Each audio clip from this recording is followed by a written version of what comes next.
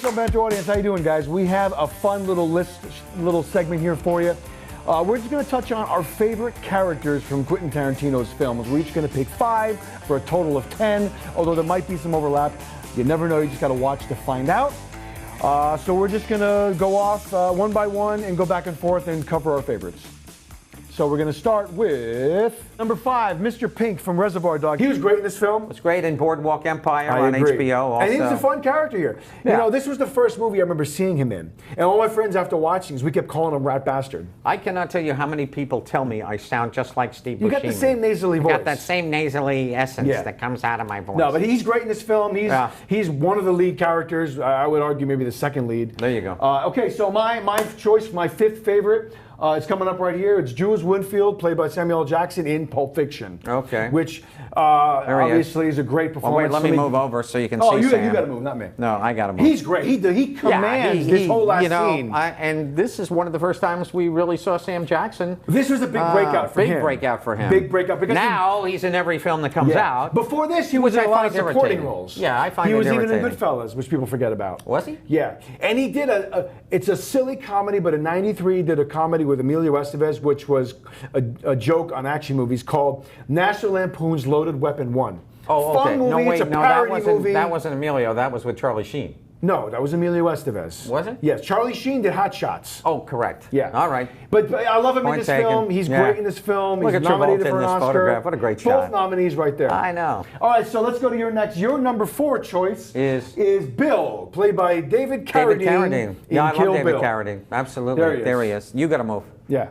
And there's Yuma and David, of course, who ended his life hanging in Paris. Was it Paris? No, he was in Japan. He was in Japan. He was doing the autoerotic asphyxiation. It's your Anthony Bourdain who was in Paris, and he killed himself. Yeah, but he didn't do the autoerotic asphyxiation. I don't know if he did the autoerotica thing. Yeah. But the family was saying that he was killed by the Yakuza because he was going to try to reveal some truth about that. Yeah, but there was you're talking about David Carradine? Yeah, that's what the family was trying to spin it as. That's bullshit. I know. Because he was hanging dressed in women's clothes. He was trying to get He had a wig, and he was hanging by an embarrassing way to go. You know, and the old Schwantz was out, and then he was... Michael Hutchins did that. He was choking the chicken. Let's be honest, ladies and gentlemen. Well, not the way I choose to go. That's the way I don't think anybody... Mommy must be so proud. I don't think anybody wants Anyway, to he was a great actor. I enjoyed him in this movie quite a bit. I did too. Well, he had to. They had to have a commanding person to play You know Bill. who was originally his first choice? No. Warren Beatty. Really? And he dropped out.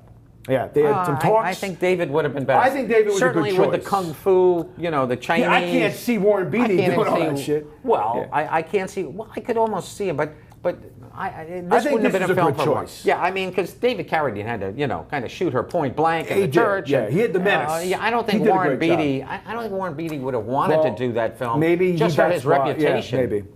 But I enjoyed David regardless. I did too. So my number 4 choice, which I hinted at before, is the character in *Inglourious Bastards*, Hans Landa, played by Christoph Waltz. Okay. Loved it. He's the reason I love this film. Yeah. He won the Best Actor at that year's Cannes Film Festival. Did he? Yeah, in 2009. Not Best Supporting. No, Best. No, I think it was Best Actor. Well, he's not in the film all that long. But he's the second lead. Yeah, I have to confirm whether it was supporting or Best Actor. But he won an award regardless. Of course, I just watched Attila again. The Angel of Death or whatever the Attila film. You were talking about Alita. Alita. I'm sorry. Attila is famous conqueror. That's the Hun. But Alita's great. I love Alita. And he's in that, obviously. Yeah, and he is great, and I love him. He's a fantastic actor. There's one thing about this man. He never overplays, and I love that film that he's in with Michael Fassbinder's wife. You're talking about Alicia Vikander. Yes. You're talking about Tulip Fever. Yes. He's great now. God, I love Tulip Fever. That's a good little film. I love. Check I didn't out want to Tulip see Fever it. a couple years ago. I didn't want to see it because you and I were going to review it, so I had to watch it, and I loved it. Me too. Same thing. I got sucked into it. Oh my God, I love that movie. Film. Oh, it was so wonderful. I enjoyed and Christoph, he just underplays everything. He's good. But he Less has is that more. intensity to pull it off. I agree. And he just knows how to do it. He is a tremendous actor. I'll tell you, in Alita. So likable too. Even when he's playing a vicious guy. Well, I enjoy him a little bit. Well, in Glorious, he is a likable kind of guy. He's so fun. Yeah, no, kind of. Well, not at the opening scene. No, where but the acting, you he's just can't telling take the your eyes family, off the guy. He knows everybody's downstairs hiding, and he's playing games, and he's playing mind games with them, and he's just going to kill everybody. And then you just see her running off in the distance. Yeah, I love that. He knows you'll see her again. And, I know. And he speaks 3 languages in this film. He's great, if not 4. Well, he speaks German, English, French, and Italian in this movie. Yeah. And that's part of the reason he got the role, because he was so bilingual. Oh, wow. When he was scouting. Quadlingual. Exactly. Quadlingual. All right, so let's move on. Your choice for your number 3 is going to be Stuntman Mike from Death Proof, played by Kurt Russell. There you go. All right. I like this film. All of a sudden, I like this film. This is an evil. It's a great performance. This is an evil little film. There's no question about it. I agree. And he's really not a nice movie. Guy. This is not a nice movie by any means, but I just got a kick out of it. I like the whole, the grindhouse aspect, and I just thought it was kind of fun. No, and he's a serial killer. Look at him right there. Movie. I mean, he's just look at that guy. And then you go back and you watch him, and you see him in Overboard with Goldie Hawn. Love Overboard. And he came from the whole Shaggy Dog. He was a Disney kid. Yeah. Wasn't Barefoot Detective him too? Maybe not. Very possible. Maybe. I don't know. But I know he was in the Shaggy Dog. He was. There's Rose McGowan, Death Proof, right there. Oh, there she is, right there. Oh, look out. Yeah. Rosa's a blonde. But yeah, he's great in this film. Yeah. Nothing more to say. He's amazing. I wonder if they're good buddies still, him and Robert Rodriguez, Quentin. I wonder if they're still good friends. I don't see why they wouldn't be. I don't know. It seems like I don't see why they have a falling Robert out. has gone into the James Cameron camp now a little bit. Well, he's moving up the ladder. Alita, yeah, he's doing some cool stuff, which is great for him because he's a great filmmaker. He's a very versatile filmmaker. I love He can do Sin everything. City. I love Sin City. I agree too. I think that's a feat. That's just a great piece of work. There's nothing that looks like it. It's a beautiful film. Somebody, Frank, what's his name? Frank Miller. Frank Miller. He went off and made his own film. The Spirits, which was panned. Horrifying. But it was because of Sin City that we were able to then get 300, because that came after. Well, and 300, I don't want to say it took the same style, but there were a lot of elements there, obviously both based on Frank Miller. Well, loads and loads of green screen is what we had in 300. The whole movie was green screen. Yeah, but Sin City just had that black and white. No, it was beautiful. And with stark splashes of color. It's a beautiful film. The sequel, not so good. I didn't care for it.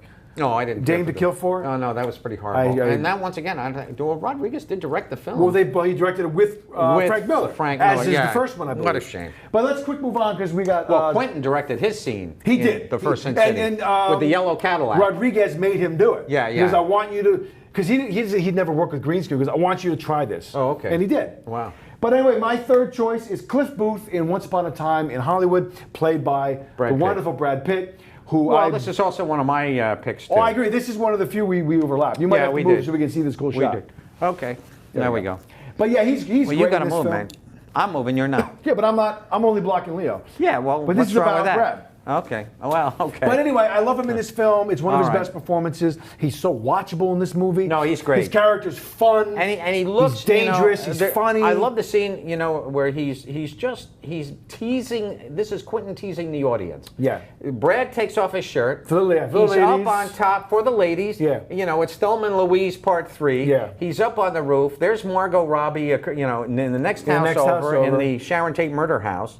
Which, by the way, I did just find out, the actual Sharon Tate murder house was destroyed. They knocked it down. But now, because of this film, Once Upon a Time in Hollywood, all these people are making this exodus. I'm sure. All night long. People are going by this house up on this Canterbury You mean they're Tale. making the pilgrimage? They're making That's a better word. Well, exodus mean they're leaving. Well, okay. Or they're leaving their homes to make a pilgrimage to the house on Cicero Drive. Yes, Messiah, Chris. But it's very true, yes. Anyway, they're going up to see the actual, but it's not the actual Sharon Tate house. They destroyed it. They knocked it down just for the karma aspect. But this film now is going to have a whole Hollywood tour. See where it was made. But look at Brad there. I mean, he just looks awesome. Yeah. He looks a little weathered. He almost looks there just like he looked in that movie Spy Game with Robert Redford. There you go. That was a good movie. That was a good movie. The late '90s, early 2000s. I like that film, and also that movie Devil's Heart that he made with Harrison Devil's Ford. Own. Devil's Own. Yeah, that wasn't a bad movie. It was okay. Yeah, I enjoyed it. I know the movie had a lot of production problems. Yeah, it did indeed. But I enjoyed that too. But there, you look at these two guys, and who outacts who? Well, Leo truly. I don't know if they could have been overacting. You often have to say, could Brad have played the Leo role, and could Leo have played the Brad? Leo could have played the Brad role, but I don't think Brad could have played the Leo role. Oh, I think only because of the age. He's a little too old. No. There's too much acting going on with the Leo role. You don't think Brad could do that? You don't think he's as versatile? I don't think he's as versatile. No, not at all. I really don't. I mean, I might agree with you, but I'd like to see him try. No, Leo has that comedy aspect when he's doing the hullabaloo with the girls behind him. Well, that was great. I could see Brad doing that. I could see Brad doing that. I could see him doing that. No, this was perfectly cast. It was perfectly cast. I agree 100%. Yeah, absolutely. So let's move on. Let's say your second choice, we're getting down to number one, is Vincent Vega, Pulp Fiction, played by, obviously, Mr. John Travolta. Okay. So there's a great shot. I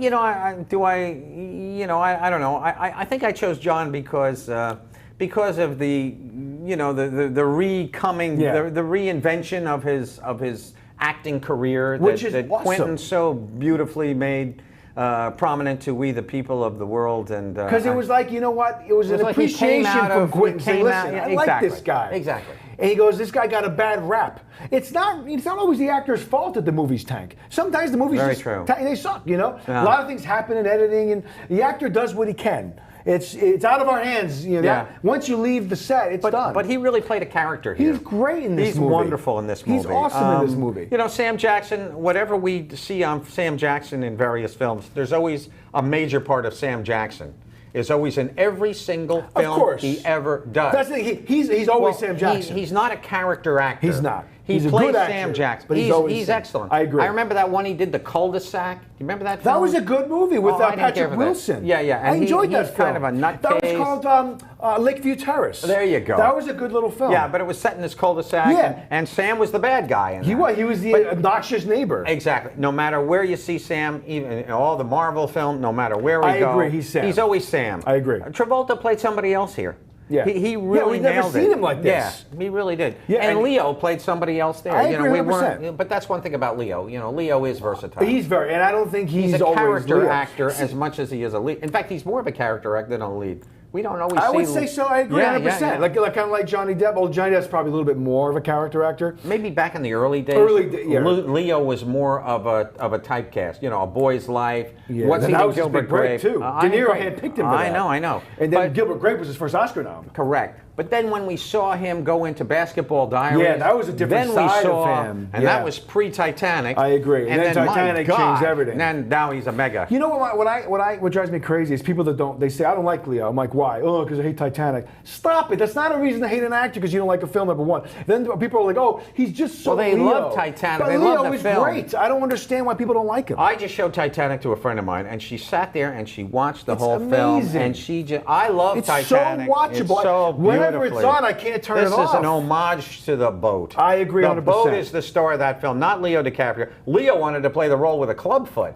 I know. He wanted to play a little... that was pretty cool. He did. He wanted to play with a and that clubfoot. Shows the character actor spinning. True. But then James just said, no, he can't do that. No. Which was a good choice. Good choice. I agree. Yeah, absolutely. Okay, so my number 2 choice is Mr. Blonde, played by Michael Madsen in Reservoir Dogs. There you go. Love him in this movie.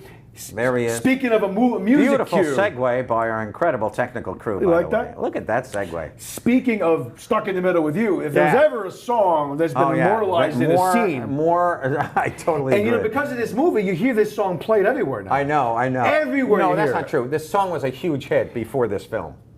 Yeah, but I feel like I didn't hear it until I saw Steelers Wheel. Oh, I know Steelers Wheel. Jerry Rafferty. Yeah, and Joe Egan. They Jerry Rafferty and he did a great song called Baker Street with him. Fantastic saxophone in the background that you hear all the time in not only supermarkets but just on the radio in general. Cool. Just great songs. But Stuck in the Middle is a great little pop song. It is a great song. No I just feel like this movie really brought it back to the mainstream. Yeah. But not in a good way. Well, the visual. I know. Yeah. The reference when David point. Lynch made Blue Velvet. Okay, I know what you're he has the whole bit with the song "Crying" by Roy Orbison, sung by Dean Stockwell. Right, but it wasn't "Crying." It was called "The Sandman in Dreams." Correct. Yeah. So David Lynch calls up. Yeah. Excuse me, Mr. Orbison, I'd love to use your song in my film. And Roy Orbison says, "Oh, of course, I give you my permission." If only he knew. Then, when the movie came out, and he sees Dean Stockwell as this pervert. And that, Dennis Hopper is just this raging psychopath. Yeah. Then Roy Orbison called up David Lynch and he says, "Oh, I had no idea what you were going to do with my song. And he was very upset. He wanted the song taken out. But he had already given his permission. He was probably a very old man at that point. He wasn't from that the old school. He died fairly young. He was only in his 60s when he passed away. Yeah. He was traveling what Wilburys. What a voice he had. Oh my God. Amazing. Traveling Wilburys with George and Tom Petty, Bob Dylan. Yeah. Produced by Jeff Lynne. Exactly. But anyway, I love Michael Madsen in this movie. He is, I want to say this, he is the epitome of cool in this movie. Yeah. Love him in this movie. Great. Couldn't have cast this role better. I think we've gone beyond our hour. I think we have. That's why we're going to give your number one movie right now, real quick, is Cliff Booth, Once Upon a Time, which we've already kind of touched on. Well, we don't have to do it again. We know it's great. No, we know. There he is. Brad Pitt. No. My number one. Your number one is Bruce Willis as Butch in Pulp Fiction, there you ladies go. and gentlemen. Okay, there he is. This is my second favorite character for him. Number one, obviously, John McClane in the original Die Hard. Sure. The first two. But he is great in this movie. He is. His character has such a moral dilemma, and he makes an amazing choice in this film to go rescue somebody that he probably shouldn't have. I like the little French girl who's in here, too. Maria de Medeiros. Oh, she's wonderful. They make a fun pair. They make a fun pair. He's hopping on the back of the bike and he driving has off. such a good scene in this movie. That scene in particular, one of the best scenes in movie history. I got to go back and watch this again. With that saxophone song, Comanche playing in the background, as those hillbillies are banging big rames. Amazing. Oh, God, that's a brutal stuff. Amazing. Though. That was a brutal film. So well done. It was amazing, though. But ladies I got to go back and see that film, though. I have to watch. I'm going to watch all the Tarantino films. You really should. Have a festival. I really am. Ladies and gentlemen, if you haven't seen any of these films, please see them. Please do. Okay, everybody, just want to make one thing very clear to you, that you can find all of our illustrious videos here from our incredible show, Film Banter, right up there on YouTube every week. There's over about 120-something episodes up there, plus not quite. individual little videos. I believe like the first 10 or so that we but I believe we have over 150 videos up there, because there's all little segments and little things. Yeah, spotlight shows. There's so much to see. Yeah, we did on specific films that we would do, so forth and so on. So very good, folks. So we'll see you there. Just look up Film Banter on YouTube. Film Banter. We're also on Facebook. Like our page. Subscribe to the YouTube channel as well. And please just check out more of our stuff.